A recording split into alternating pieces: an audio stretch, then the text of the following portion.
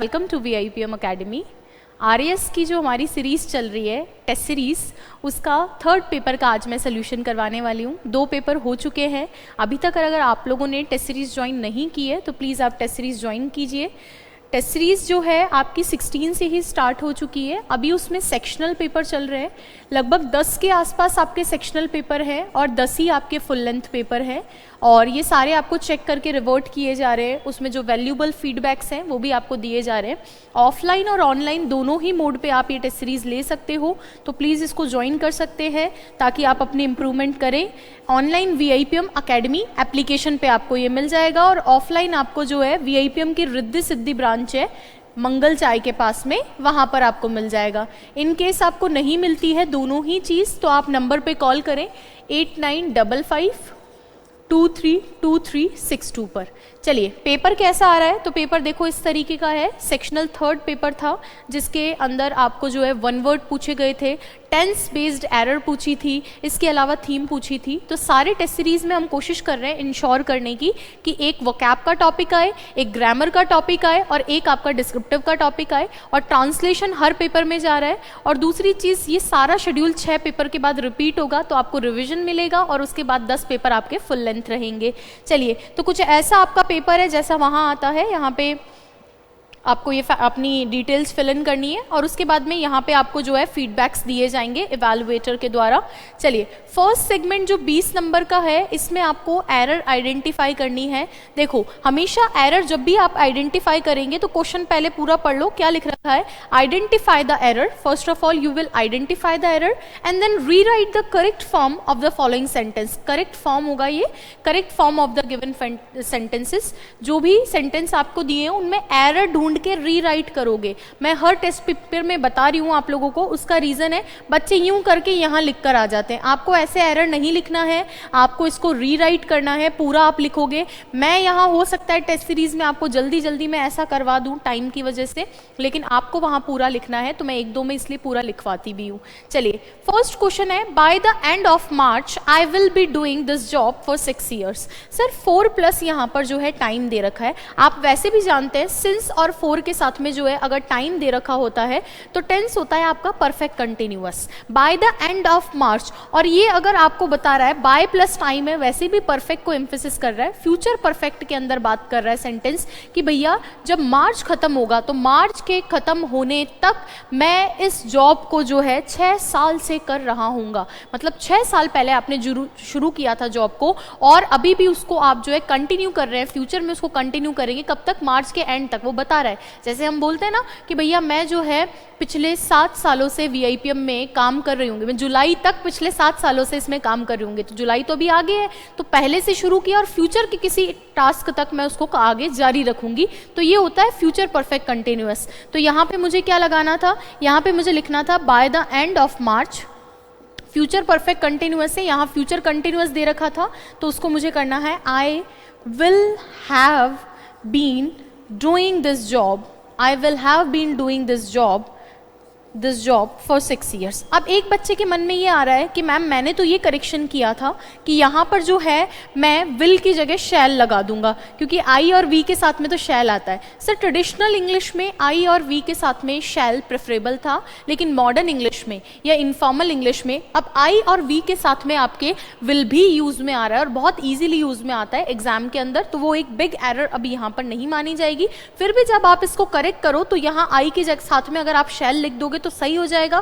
केवल शैल करने से नहीं होगा, ये तो आपको चेंज करना ही पड़ेगा। ये फर्स्ट क्वेश्चन था, इस तरीके से आपको पूरा रीराइट करना है इसको। चलिए नेक्स्ट क्वेश्चन देखते हैं। क्वेश्चन नंबर 2 है, Vijay is my best friend, I have been knowing her for 6 years।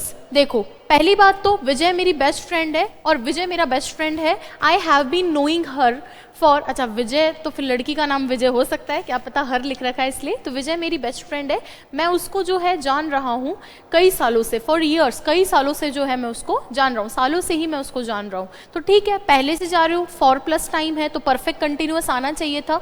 लेकिन सर ग्रामर में कुछ नियम होते हैं, वो भी आपको याद रखने होते हैं कि एक वर्ब होती है स्टैटिव वर्ब। कौन सी वर्ब होती है? स्टैटिव वर्ब। स्टैटिव वर्ब ये कहती है कि उसका कंटिन्यूअस नहीं बनना चाहिए, क्या कहती है कि स्टैटिव वर्ब का कंटिन्यूअस नहीं बनना चाहिए। अगर स्टैटिव का कंटिन्यूअस नहीं बनना चाहिए इसका मतलब यहाँ पर आईएनजी नहीं आना चाहिए। तो ऐसे में हम क्या करेंगे, परफेक्ट कंटिन्यूअस परफेक्ट में चेंज हो जाता है। तो यहाँ पे आपको लिखना था I have known her for years. यहाँ पे क्या लिखना था, I have known her for years. ये स्टैटिव वर्ब का क्वेश्चन एग्जाम में आता है। सेम क्वेश्चन स्टेट एग्जाम में लगभग कई बार पूछा है। कई सारी स्टैटिव वर्ब होती हैं, जैसे लाइक हो गया, हैव हो गया, ओन हो गया, ओ हो गया, इसके अलावा नो हो गया। तो जो भी स्टैटिव वर्ब है जनरली उनका कंटिन्यूअस नहीं बनता है, ऑल्दो इसके कुछ एक्सेप्शंस हैं, लेकिन आपसे अगर क्वेश्चन पूछ रहा है तो वो स्टैटिव का कंटिन्यूअस बना के पूछ रहा होगा। अगला क्वेश्चन है it is time we eat our food. देखो इट इज टाइम है, इट इज हाई टाइम है, इट इज अपॉर्चून टाइम है, इट इज अबाउट टाइम है। इनके साथ में आपको जो है वर्ब की सेकंड फॉर्म लगानी होती है। ये एक नियम है, तो ये रूल आपको याद रखना था। यहाँ पे वर्ब की फर्स्ट फॉर्म नहीं आएगी, वर्ब की जो है सेकंड फॉर्म का यूज करना था, ईट, एट, ईटन। चलिए दूसरी चीज, इट इज टाइम का मतलब क्या होता है, it is time, it is about time, इनका मतलब होता है अब समय आ गया है। जैसे मैं आप लोगों को बोलूं अब समय आ गया है, आपको पढ़ाई शुरू कर देनी चाहिए, तो चाहिए के सेंस की वजह से बच्चे शुड लगा देते हैं या वर्ब फर्स्ट लगा देते हैं, लेकिन आप ध्यान रखेंगे वर्ब की सेकंड फॉर्म लगाएंगे। It is time you started studying, पढ़ाई आपको शुरू कर देनी चाहिए। चलिए अगला देखो, having take rest we continued our journey. देखो यहाँ पे क्या लिख रखा है, having take rest. Sir have के बाद में वर्ब की थर्ड फॉर्म आती है, यानी रेस्ट कर देने के बाद, रेस्ट लेने के बाद वी कंटिन्यूड आवर जर्नी, हमने अपनी जर्नी जारी की। पार्टिसिपल बनाने की कोशिश की लेकिन वर्ब की थर्ड फॉर्म नहीं लगाई तो एरर रह गया। हैविंग टेक नहीं होगा, हैविंग टेकन होगा, हैविंग टेकन, यानी रेस्ट ले लेने के बाद में वी कंटिन्यूड आवर जर्नी। कैसे पता चला कि रेस्ट ले लिया है, बिफोर आफ्टर कुछ भी नहीं लगा रखा है यहाँ पे, इससे पता चला कि हैव कंप्लीशन को दिखाता है, काम हो गया है। तो क्या हुआ है, रेस्ट हो गया है, तो अब उसने अपनी जर्नी कंटिन्यू की है। If you will get proper training you will become successful. Sir आपके जो है कंडीशनल कंजंक्शन होते हैं और टाइम कंजंक्शन होते हैं, उनके साथ में विल शैल वुड नहीं आता है। ये सारे नियम पढ़ाए जाते हैं क्लास के अंदर, जब आपको टेंस पढ़ाते हैं, सीक्वेंस ऑफ टेंस पढ़ाते हैं, उसके अंदर कि जो भी कंडीशनल कंजंक्शन होते हैं, क्या कंडीशनल कंजंक्शंस हैं या फिर जो टाइम कंजंक्शंस हैं, उनके साथ में आप कभी भी विल शैल वुड नहीं लगाएंगे। ना विल लगेगा, ना शैल लगेगा, ना वुड लगेगा इनके साथ में कभी भी, जिस वाक्य में ये हो।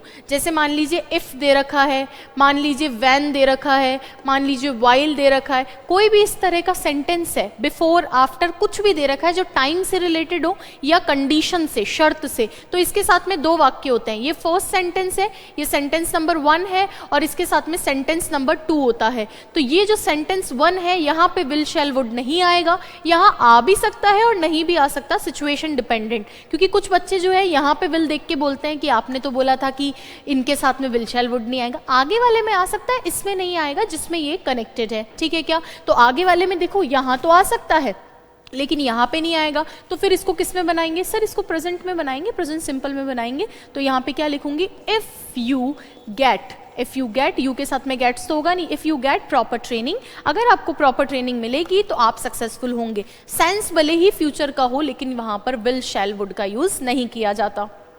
अगला है hardly had he reach the station then the train started. Sir hardly के साथ में कभी भी देन नहीं आता है, हार्डली के साथ में व्हेन आता है। हार्डली के साथ में क्या आता है, व्हेन। ऐसे ही स्कैर्सली होती है, उसके साथ भी व्हेन आता है। नो सूनर के साथ में देन आता है, क्या, नो सूनर के साथ में देन आता है, और एज सून एज के साथ में कुछ भी नहीं आता है। इन सब का अर्थ क्या है, as soon as, as soon as का मतलब होता है जैसे ही। आपको कभी भी लिखना हो कि जैसे ही ये हुआ वैसे ही वो हुआ, तो आप इनमें से कुछ भी यूज कर सकते हो। आप हार्डली व्हेन लगा सकते हो, नो सूनर देन लगा सकते हो, आप एज सून एज लगा सकते हो। इसका मतलब hardly had he reach the station, जैसे ही वो स्टेशन पहुंचा, when the train started, यहाँ then की जगह when होना चाहिए क्योंकि हार्डली के साथ when आता है। तो जैसे ही वो स्टेशन पहुंचा ट्रेन स्टार्ट हुई, तो जैसे ही मैं बाहर निकली बारिश स्टार्ट हुई, जैसे ही मैंने पढ़ाना शुरू किया बच्चों ने बात करना शुरू कर दिया। तो इस तरह के जो सेंटेंस होते हैं वो किस किस से बन सकते हैं, स्कैर्सली हार्डली व्हेन से, नो सूनर के साथ देन से, और एज सून एज से। THAN देन है, ये THEN वाला नहीं है। चलिए अगला क्वेश्चन देखिए। अगला क्वेश्चन है आप लोगों का, he has celebrated his birthday yesterday. देखो यस्टरडे दे रखा है तो परफेक्ट तो आपको लगाना नहीं था, यस्टरडे के साथ में पास्ट सिंपल आएगा तो हैज हटा दो। He celebrated his birthday yesterday, past adverb है, अगो हो, यस्टरडे हो, प्रीवियस डे हो, इनके साथ में आप पास्ट सिंपल लगाएंगे।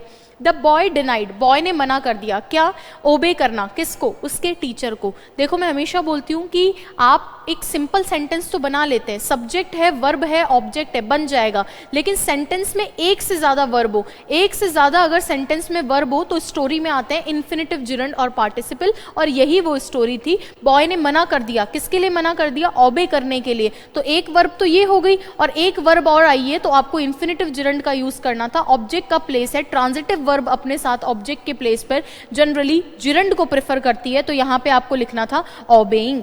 The boy denied obeying the teacher, लड़के ने मना कर दिया ओबे करना, किसको, टीचर को। तो एक सेंटेंस में एक से ज्यादा वर्ब इन्फिनेटिव जिरंड पार्टिसिपल के साथ में आती है। चलिए अगला देखते हैं। It is raining since morning, आप जानते हो since plus time, four plus time क्या आना चाहिए, परफेक्ट कंटिन्यूअस, तो यहाँ पे इट इज रेनिंग नहीं आएगा, इट हैज बीन रेनिंग आएगा। ये क्वेश्चन आता ही है एग्जाम में। तो आज जो हमने एरर आपको दी है, जितनी भी प्रॉबेबल एरर है टेंस की, वो सारी दे दी है, इसलिए टेस्ट सीरीज बहुत अच्छी है, बहुत अच्छे से चेक हो रही है, उसको आप जरूर ज्वाइन करें। There the bus is going, there goes the bus, ये होना चाहिए। एक्चुअली ये इन्वर्जन है, सेंटेंस का क्या है, इन्वर्जन है। इन्वर्जन का मतलब क्या होता है, हेल्पिंग, आपकी जो वर्ब होती है उसका सब्जेक्ट से पहले आना, वर्ब का क्या, सब्जेक्ट से पहले आना ही इन्वर्जन होता है। जैसे हार्डली वाले सेंटेंस में हुआ था, वो इंटेरोगेटिव नहीं था हार्डली वाला, वहां भी इन्वर्जन हुआ था, यहां भी इन्वर्जन हो रहा है। आप देखना हियर, देयर, इनसे जो सेंटेंस बनते हैं ना वो प्रेजेंट सिंपल के अंदर बनते हैं। पहले तो ये ध्यान रखेंगे कि देयर, हियर, इनसे जो सेंटेंस बनते हैं वो प्रेजेंट सिंपल से बनते हैं, जबकि जो लुक होते हैं, सी होता है, या फिर आप लोगों के जो है हेल्प होता है, इनके साथ कंटिन्यूअस आता है। और यहाँ पे ये गोज पहले क्यों आया, देयर द बस गोज देना चाहिए था, वो इसलिए क्योंकि जो एडवर्ब होते हैं, एडवर्ब ऑफ प्लेस होते हैं, वो सेंटेंस की शुरुआत में आके इन्वर्जन करवाते हैं। ये इंटेरोगेटिव नहीं है सर, इन्वर्जन है। तो देयर गोज द बस, अच्छा क्वेश्चन था ये वाला। चलिए अगला क्वेश्चन है आपका, I told him why he is telling a lie. देखो किस तरह का, कितना अच्छा क्वेश्चन है, सीक्वेंस ऑफ टेंस का, सिलेबस में नहीं मेंशन्ड है लेकिन टेंस बोल दिया तो सब कुछ आएगा ही। इधर अगर पास्ट है तो पड़ोसियों के घर का ध्यान रखो, इधर प्रेजेंट कैसे आ सकता है। ही टोल्ड हिम, उसने उसको बताया, मैंने उसको बताया, क्या बताया, why he was telling a lie, कि वो झूठ क्यों बोल रहा था। पास्ट की सिचुएशन, पास्ट के साथ पास्ट प्रेफर किया जाता है।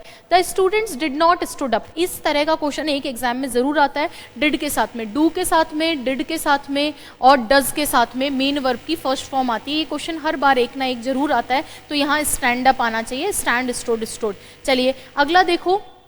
दूसरी बात, भाई एक बच्चा कह रहा है मैम डिड के साथ तो वर्ब सेकंड ही आता है, वो गलत आपने इन्फॉर्मेशन रखी है। सर वर्ब की सेकंड फॉर्म से पास्ट सिंपल बनता है अगर पॉजिटिव सेंटेंस हो, नेगेटिव और इंटेरोगेटिव डिड प्लस वर्ब की फर्स्ट फॉर्म से बनते हैं। इधर पास्ट सेकंड बिल्कुल सही है, कोई सिचुएशन नहीं।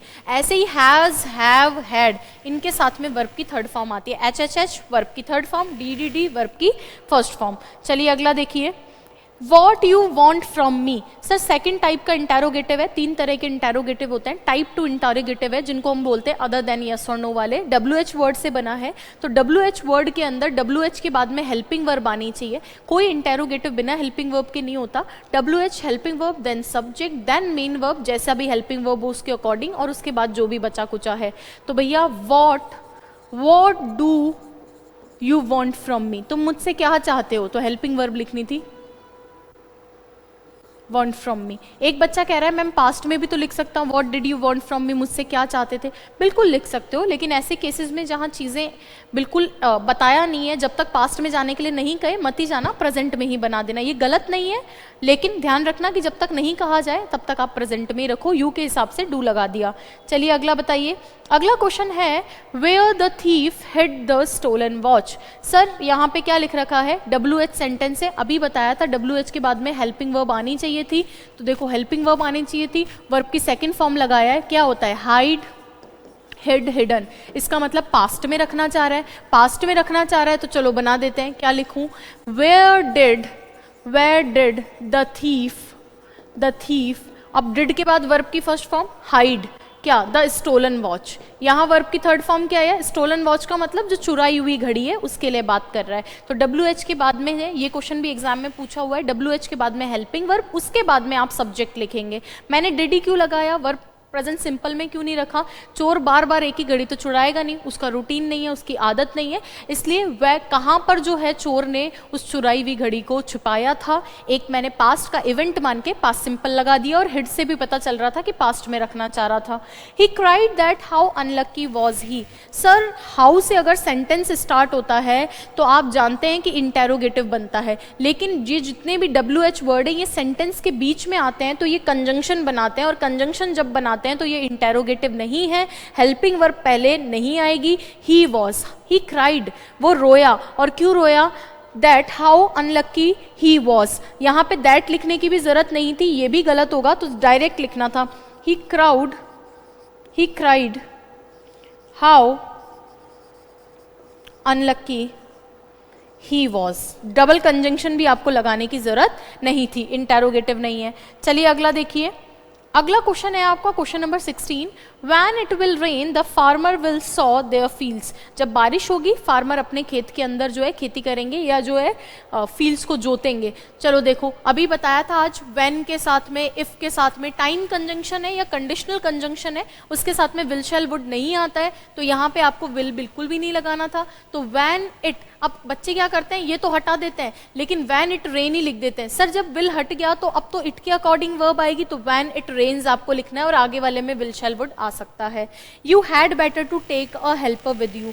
had better should जैसा ही होता है, इसका मतलब ये होता है बेहतर होता की, सजेशन ही है, should जैसा ही है, बस है मॉडल, मॉडल के बाद वर्ब की फर्स्ट फॉर्म लगानी थी, इस टू का यहाँ कोई काम नहीं था, तो you had better take a helper with you, बेहतर होता कि आप अपने साथ एक जो है हेल्पर रखते या लाते। चलिए अगला है when he saw you last। उसने कब आपको देखा था, इस तरह का ये तीसरा क्वेश्चन है, इसलिए ज़्यादा दिया गया है क्योंकि आप जानते हो कि इस तरह का क्वेश्चन कई बार पूछा है, तो जो इजी क्वेश्चन आए उसमें तो कम से कम सही करना, उसको तो गलत मत करना। तो यहाँ क्या लिखूँ, when did, ये वर्ब सेकंड के हिसाब से कि भैया पास्ट में रखना चाह रहा होगा, when did he, और अब verb first see you last, उसने तुम्हें आखिरी बार कब देखा था, ये हो गया आपका sentence. He is living here for 20 years, for plus time दे रखा है तो यहाँ पे इज लिविंग नहीं होगा, ही हैज बीन लिविंग होगा।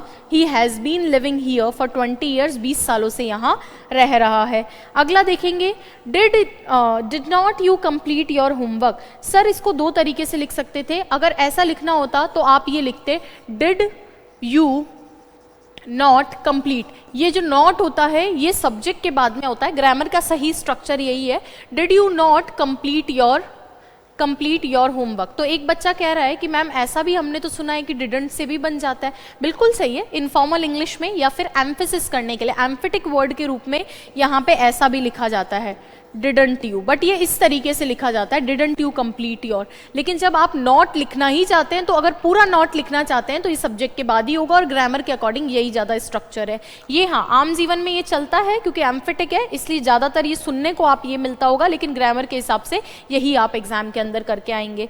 चलिए अगला देखिए, अब जो है आप लोगों के कुछ वन वर्ड्स हैं।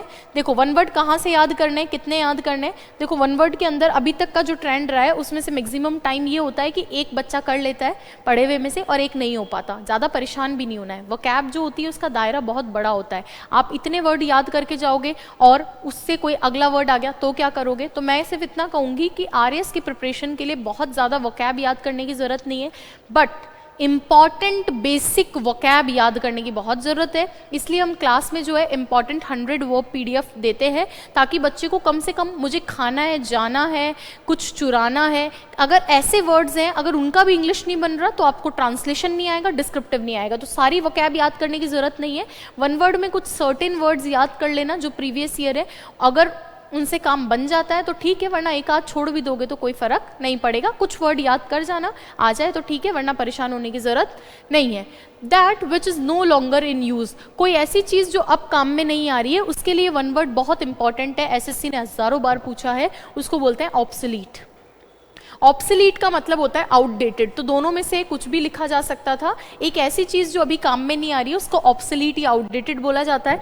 One who comes as a settler into a foreign country, एक ऐसा आदमी जो दूसरी कंट्री के अंदर आके सेटल होते हैं, सर उसको बोलते हैं इमिग्रेंट। इमिग्रेंट बना हुआ वर्ड है माइग्रेशन से। माइग्रेट करने का मतलब होता है एक से दूसरी जगह जाना। माइग्रेंट वो व्यक्ति होता है जो एक से दूसरी जगह जाता है, और इमिग्रेंट इन मतलब अंदर, कंट्री के अंदर जो माइग्रेट करता है into a foreign country, country के अंदर जाके सेटल होता है, उसको बोलते हैं इमिग्रेंट। एक होता है एमिग्रेंट, अलग से लिख रही हूँ, वो इसका पार्ट नहीं है लेकिन बता रही हूँ एमिग्रेंट कौन होता है, हो सकता है वो आ जाए। एमिग्रेंट मतलब जो अपनी कंट्री से बाहर, ई मतलब आउट, जो अपनी कंट्री से बाहर जाकर सेटल होता है उसको बोलते हैं एमिग्रेंट। जो कंट्री से बाहर निकल गया और जो किसी दूसरी कंट्री में जाकर सेटल हुआ है उसको बोलते हैं इमिग्रेंट। दोनों ही पूछे हुए वर्ड हैं। चलिए, a speech delivered without any previous preparation is called extempore. Extempore speech. Extempore का मतलब विदाउट एनी प्रिपरेशन, बिना तैयारी के अगर आपने किसी स्पीच को बोला है तो एक्सटेम्पोर स्पीच कहलाती है। अगला है a man with abnormal habits. देखो, बिजार एक्टिविटीज कोई करता है, विचित्र, अजीब सी, अनयूजुअल हैबिट्स कोई करता है, तो अनयूजुअल हैबिट वाले आदमी को बोलते हैं एक्सेंट्रिक। हम आम जीवन में भी इस वर्ड को यूज में लेते हैं कि यार ये तो एक्सेंट्रिक है। एक्सेंट्रिक है मतलब पागल है, ढंग से जो है अनयूजुअल हैबिट्स कर रहा है, अबनॉर्मल हैबिट्स कर रहा है। A job carrying no salary, एक ऐसी जॉब, हिंदी के अंदर भी आप वन वर्ड में पढ़ के आते हो कि एक ऐसा आदमी जो है बिना किसी अवेतनिक, इसकी वेतन नहीं मिल रहा है, अवेतनिक, तो उसको जो है इंग्लिश के अंदर आप बोलते हैं ऑनररी। और ऑनररी के अंदर आप एक चीज ध्यान रखते हो कि जब आप ग्लॉसरी याद करते हो तो वहां पर भी ये वर्ड आता है, ग्लॉसरी के अंदर भी आप पढ़ते हो, पारिभाषिक शब्दावली में भी ये पढ़ते हो।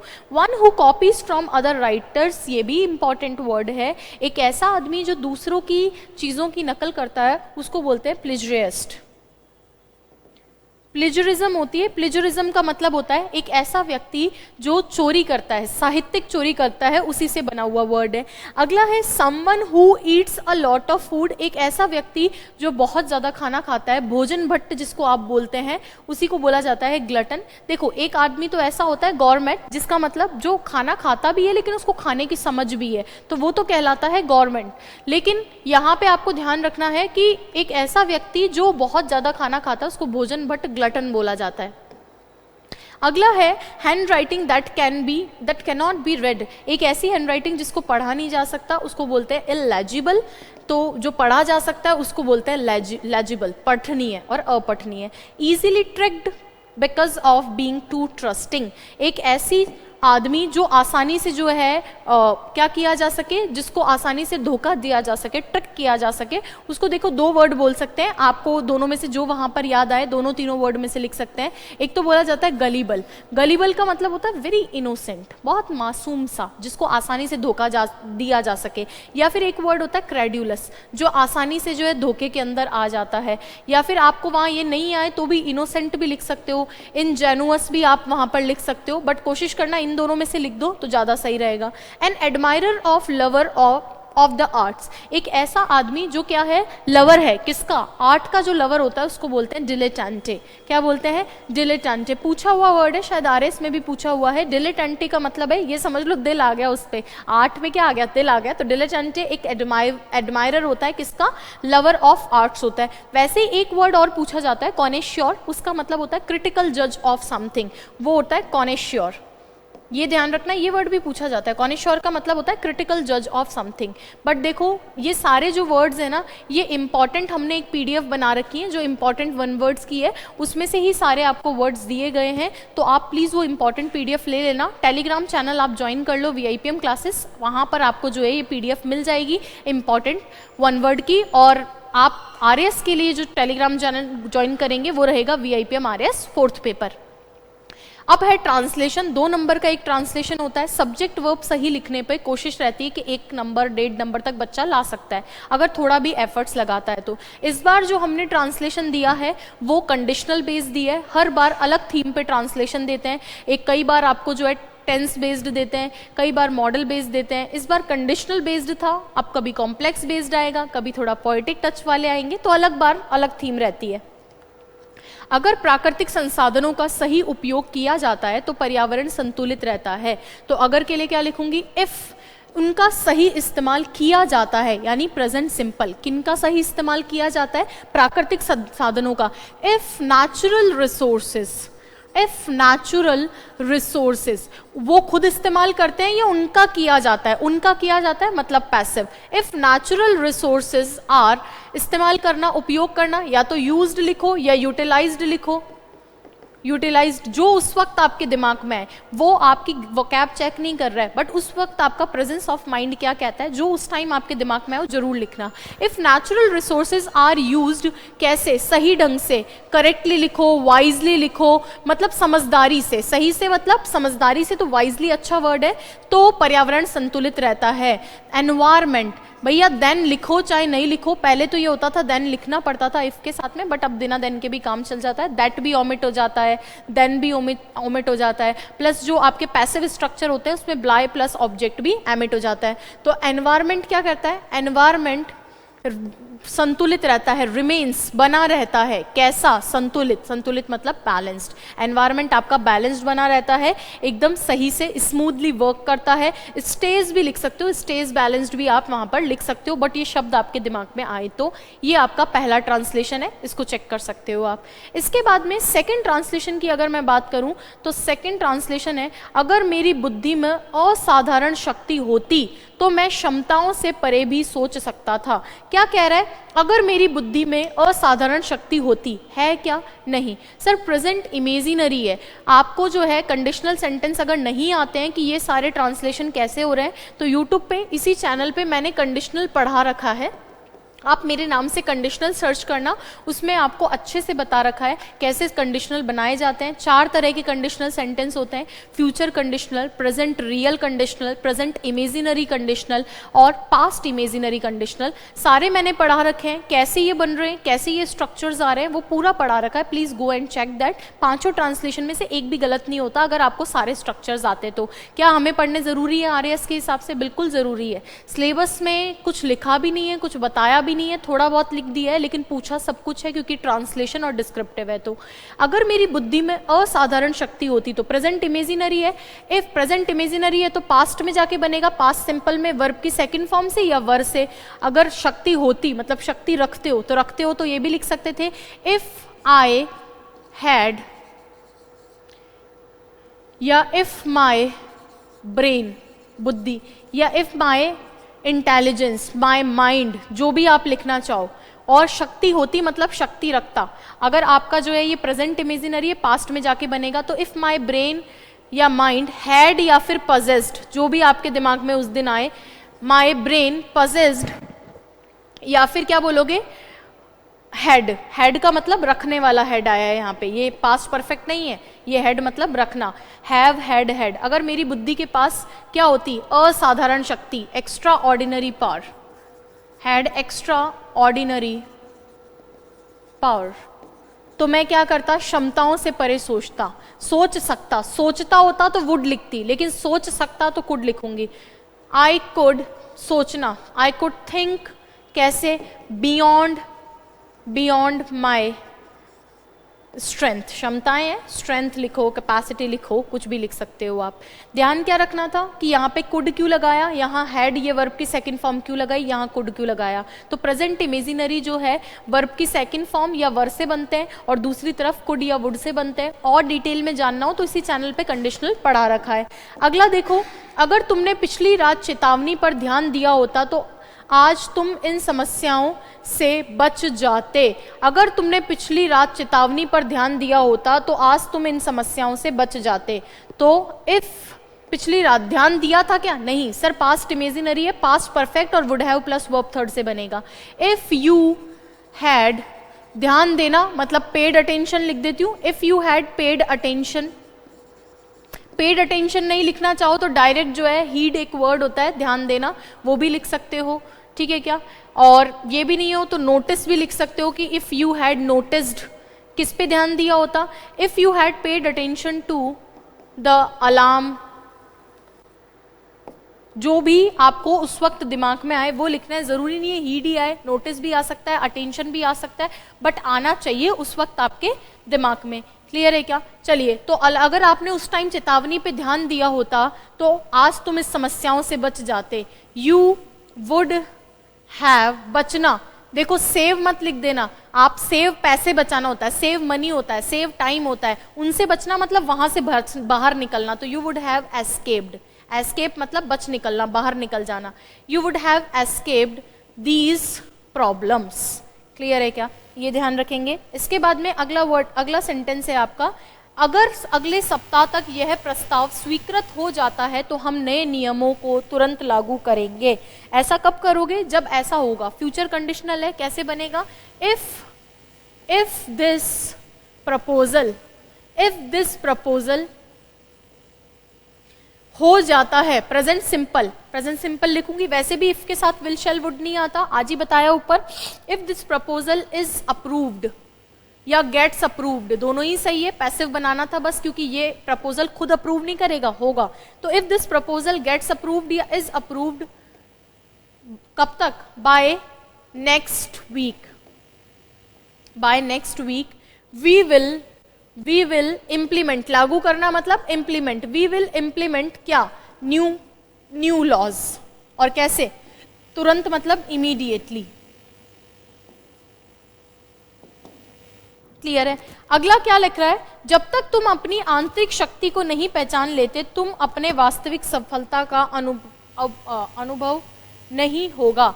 जब तक तुम अपनी आंतरिक शक्ति को नहीं पहचान लेते तुम्हें अपनी जो है वास्तविक शक्ति का अनुभव नहीं होगा। तो जब तक की नहीं के लिए क्या लगाते हैं? जब तक की नहीं के लिए लगाते हैं सर अनटिल या अनलेस। तो अनटिल यू नहीं पहचान लेते, तो एक बच्चा लिखेगा until you do not know. Sir until के अंदर जो है नॉट छुपा हुआ होता है, ये तो एरर बन के आती है कि अनटिल अनलेस के साथ में नॉट नहीं आता। तो क्या लिखूंगी? अनटिल यू नो, क्या? Until you know your internal strength, आंतरिक शक्ति है। Until you know your internal strength, जब तक तुम अपनी शक्ति नहीं पहचान लेते, नहीं का भाव अनटिल में छुपा हुआ है, तब तक तुम्हें वास्तविक सफलता का अनुभव नहीं होगा। यू विल नॉट फील, अनुभव नहीं होगा, यू विल नॉट फील या एक्सपीरियंस क्या? रियल वास्तविक, रियल सक्सेस, वास्तविक सफलता का तुम्हें अनुभव नहीं होगा। यू विल नॉट फील या एक्सपीरियंस रियल सक्सेस। जो वर्ड आपके दिमाग में वहां आए वो लिखना होता है आपको। अगला है पार्ट डी आप लोगों का थीम का। सर थीम के बारे में पहले ही बता चुकी हूँ। देखो थीम के बारे में एक चीज का ध्यान रखेंगे। पहली बात तो थीम को जो है 3 पैराग्राफ में लिखने की कोशिश करेंगे। फर्स्ट पैराग्राफ के अंदर जो है उस जो भी थीम दी है उसको एक्सप्लेन करना है, और तीनों में से जो है जिसका आपको मीनिंग आ रहा है उसी को ही। दूसरा आपको क्या करना है, थीम के जो है एग्जाम्पल्स डालने हैं। कोई भी थीम जो है आपके जो है बिना एग्जाम्पल के अधूरी होती है। इसमें पॉजिटिव बातें भी करनी है कि ऐसा होगा तो क्या होगा, और वो बातें भी करनी है कि ऐसा नहीं होगा तो क्या होगा। इसके बाद में लास्ट में आपको कुछ सजेशंस देने होते हैं, या फिर एक होता है ना मॉरल टीचिंग टाइप की, ये थीम हमें क्या सिखाती है, वो सेंस आप लिखोगे और 3 पैराग्राफ में थीम को कंप्लीट करोगे। 3 से 4 पैराग्राफ आप बना लेना, जितना आपको अच्छा लगे, कोई फिक्स नहीं है। 150 वर्ड्स है तो 10-20 ऊपर नीचे लिख सकते हो एक लाइन में अपना चेक करके। पहला यहाँ पे, और थीम के लिए आप जानते हो हमारी एक बुक भी है जिसमें लगभग जो है 99 थीम दे रखे हैं आप लोगों को। आपकी VIPM की जो है बुक चेक कर सकते हैं, डिस्क्रिप्टिव की 99 थीम है और मोर देन 150 पैराग्राफ्स है उसमें। सारे प्रीवियस ईयर भी हैं प्लस प्रैक्टिस सेट भी हैं, आप चेक कर सकते हैं VIPM descriptive book, VIPM Riddhi Siddhi office visit करके, या फिर ऑनलाइन भी चेक कर सकते हो उसका PDF। चलिए अगला है कि इसमें 3 थीम में से एक चूज करनी है। कौन सी चूज करोगे? जिसका आपको मीनिंग है। थीम जो होती है वो कोई ना कोई आपके जो है इडियम फ्रेजेस टाइप्स की होती हैं, जिनका या कोई प्रोवर्ब होती है, किसी का कहा हुआ स्टेटमेंट होता है, ये उसी कॉन्टेक्स्ट में लिखी जाती है जिस कॉन्टेक्स्ट में जिस आदमी ने इसको कहा है उस वाले में। तो इसमें आपको थोड़ा सा केयरफुली डील करना होता है। थीम की मैं अलग से वीडियो भी इस चैनल पे डाल चुकी हूँ, वो भी आप चेक कर सकते हो। यहाँ पे लिख रखा है the path of glory led but to grave. ये क्या कह रहा है? ग्लोरी का जो पाथ होता है, ग्लोरी का पाथ का मतलब क्या है कि आपको चमकती हुई दुनिया है, आपको सक्सेस मिली है, लेकिन ये आगे तो बढ़ेगा, लेकिन आगे बढ़ के कहाँ जाएगा? Lead but to grave. आप सफल तो हो गए, लेकिन अंत में जाना कहाँ है? ग्रेव में। ग्रेव मतलब कब्र में ही जाना है आपको जो है। तो ये क्या कह रहा है? जीवन में जितनी भी मटीरियलिस्टिक थिंग्स हैं, ये कितना भी आप जो है शानो शौकत अपनी बढ़ा लो, कितनी भी मटीरियलिस्टिक लाइफ को अपना जी लो, कितना भी पैसा ले लो, लेकिन अंत में क्या है? ग्रेव में ही आपको जाना है। बहुत बहुत अच्छी बात है। इससे हमें, मैं तो छोटी सी एक चीज मेरी आई है जहां से आप स्टार्ट भी कर सकते हो कि भैया बुद्धिज्म के अंदर एक थ्योरी होती है, आप लोगों ने भी पढ़ी होगी, थ्योरी ऑफ या डॉक्ट्रिन ऑफ मोमेंट्रीनेस। क्षणिकवाद का सिद्धांत होता है कि nothing is permanent in life, nothing is permanent in life. सब कुछ क्या है? परमानेंट कुछ भी नहीं है, सब कुछ मोमेंट्री है, चीजें खत्म हो जाएंगी, ट्रांजिएंट है, टेम्पररी है।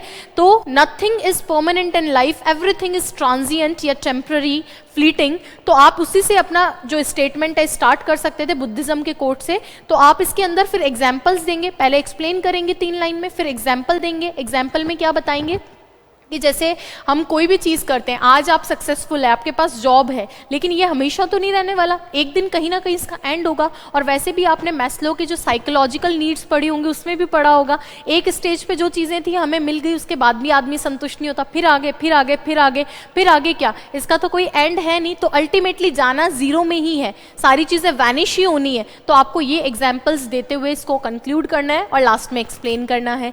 इसके बाद में है, और इनकी आंसर कीज भी मैं आपको अवेल करवाऊंगी, लेकिन देखो मैं आपको बोलूं कितना भी याद करवाया जाए, लेकिन थॉट्स आपके अपने होने चाहिए, आपको बस उनको पिरो कर लिखना आना चाहिए, वो ट्रांसलेशन की क्लास में सिखाया जाता है।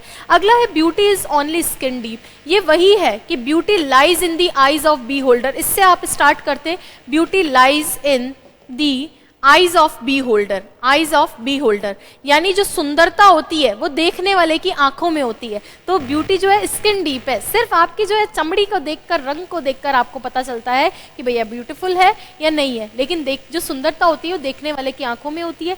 किसी को जो है, सबके जो ब्यूटी के पैरामीटर्स होते हैं वो अलग अलग होते हैं। जैसे एशियन लोगों की ब्यूटी के पैरामीटर्स अलग है, अफ्रीकन लोगों की ब्यूटी के पैरामीटर अलग है। लेकिन आप जानते हो कि जो मिस वर्ल्ड वगैरह के जो प्रोग्राम्स होते हैं, पीजेंट वगैरह के जो प्रोग्राम होते हैं, इसमें सिर्फ जो है ब्यूटी का मतलब आपकी चेहरे की सुंदरता ही नहीं, आपका विट, आपका इंटेलिजेंस भी होता है। तो आदमी को जज नहीं करना चाहिए। आप खूब सारे ऐसे एग्जाम्पल दोगे कि बहुत सारे एथलीट ऐसे हैं हमारे इंडिया में या वर्ल्ड वाइड जो दिखने में लोगों की जो डेफिनेशन है ब्यूटीफुल की उसमें नहीं आते, स्टिल वो इतना ग्रो कर रहे हैं।